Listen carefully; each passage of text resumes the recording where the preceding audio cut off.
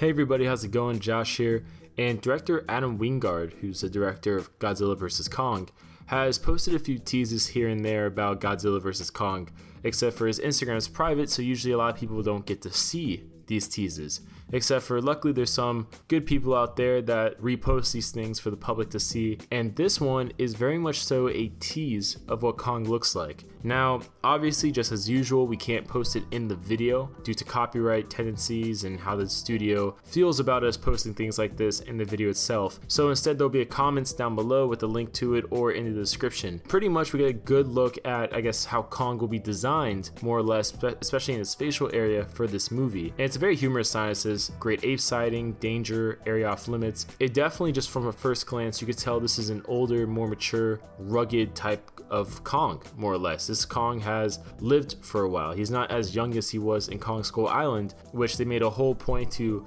explicitly say, oh, he's young and stuff like that, so we know he's gonna mature and grow to some point where he's gonna be able to fight Godzilla in some competitive form. That aside, I mean, it looks pretty cool. It looks a little bit here and there that maybe he has some like markings on his face. It's hard to tell because this isn't like an official rendered image of what he'll look like CGI wise in the movie.